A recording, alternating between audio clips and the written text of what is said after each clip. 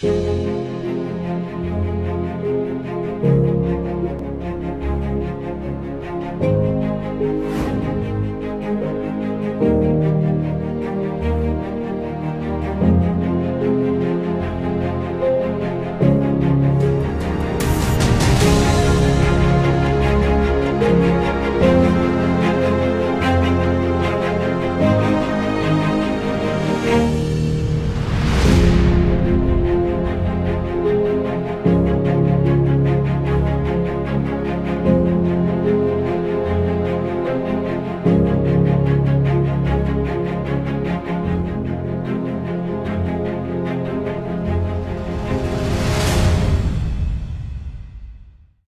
everybody, today we have a friendly discussion with Mr. Steve Conway. Mr. Conway, as you are already aware, Uzbekistan has recently started its own way of modernization in accordance with adopted strategy of actions in 5 areas. Especially one of the most important issues is about the innovative development. Ministry of Innovation was created, a lot of legislative acts have been adopted, in particular innovation development of country for 2019 and 2021. In this regard, would like to have your expert opinion on what kind of measures should be done or by the government official or should be abandoned during this way. Well, I wouldn't claim to be an expert on Uzbekistan, that's for sure. I've been here for 3 times, it's my 3rd time. And most of what I know about Uzbekistan is from the students that I've met this week. I say students, I mean they're actually pro-vice chancellors of universities. They're very senior, so they're very knowledgeable. So a lot of what I've heard this week is started to shape my view of what potentially we could do collectively. One of the things that Marta and I have tried to stress the whole time is that this needs to be co-creation. The real experts in Uzbekistan are not me and Marta, they're the people in Uzbekistan. And what Marta and I can bring is our knowledge of what happens in the UK, for example, and our knowledge of the literature and theory about innovation. Some of the things that I was talking with the students this week made me think of perhaps some of the things that might need to change. For example, we were talking about innovation in higher education. So for example, innovation in programs, new undergraduate or postgraduate programs. It sounds like that these are quite prescribed from a kind of quite a strict vertical hierarchy, quite often outside of the universities. So for example, I would probably suggest that organisations had more freedom to, for example, universities had more freedom to design their programmes. I mean, one thing that if I take from the British experience is that it's not always the people at the top that know actually. It's often the people at the bottom of organisations that know. So for example, I used to work for Hewlett-Packard, and actually the people that know about technology are the people who use technology and design technology every day. And as you rise up the organisation and you become a senior manager, you become increasingly divorced and separated from that technology. So we have to be really careful in organisations and in economies that as we get promoted to senior management, to ministers and deputy ministers, that we don't lose touch with the knowledge from the base.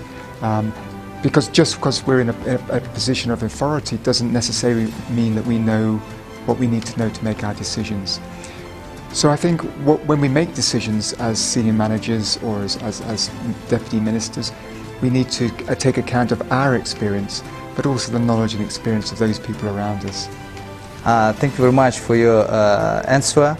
Mr. Conway, being honestly, I just participated at your training session and I found them very interesting because they were very informative and effective not only in professional life but also in social life.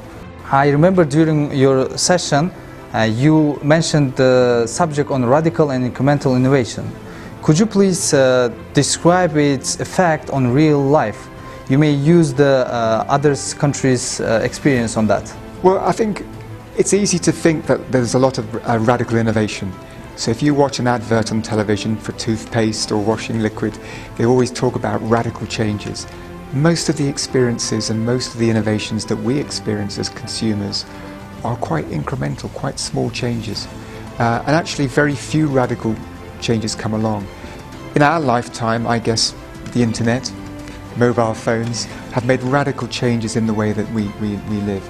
But also service innovations, the way we deal with banks, the way that we deal with education, distance learning and all those sorts of things. So in terms of radical innovation, these can transform the way that we live. So for example, when I was young, we didn't have mobile phones. I had to rely on a landline in my parents' house. And so if you wanted to communicate with your friends, it was actually quite difficult. And even when I got older, you were still tied to a landline. Whereas if you look at youngsters today, they have their own mobile phones, they can move around, they can use the internet, and it changes the dynamic of living. It changes the way that we live. So technologies can change the way we live, they can change the opportunities they afford us. And I'll give another example actually, not just our own lives, but I've done a lot of distance learning teaching, and a lot of our students are in Africa. And the interesting thing about Africa is that it has very poor, or used to have very poor landlines for telephone. But they've actually adopted the mobile phone very quickly. And it's had a transformative effect on the way that people communicate and do business in countries like Ghana and Nigeria, because they're very entrepreneurial people, and they now have a technology that allows them to be really entrepreneurial. So actually technologies, particularly in communities where maybe they've had less opportunities in the past, can actually transform their economies as well as their personal lives. But actually most of our lives are dominated by incremental innovations. But we do have these transformative, radical innovations that change things. So what I got from your explanation, it depends on the sphere and it depends on the people. Absolutely. What kind of innovations to use, radical or incremental? Yeah, and actually I think it's also worth thinking about in whose eyes, and I guess that's what you're implying there. As a developer of technology, it's easy to think that what matters is the technical specification of an innovation. So if we make radical changes to a product or a service, is that what matters? Actually, it isn't what matters, it's how we consume technology. So if we have a radical technological change, does that make a change to the way that we do our lives? And if it doesn't matter. It's no good. So if you take radical from you can either take it as an objective view of the technologist and the technology, or you can look at it from the consumer of technology and say, what is that technology doing for my life? And if it makes no change, then it's not radical. Mr. Conway, as I know, you've been having a training for about a week in our academy, and you may notice that academy makes significant contribution to innovative development of country by preparing, training future modern public managers. In this regard, we would like to know your impressions about our organizations, about the students you trained, what kind of features, skills they should pay attention more, what positive they have. Well, I mean, it's actually all been positive.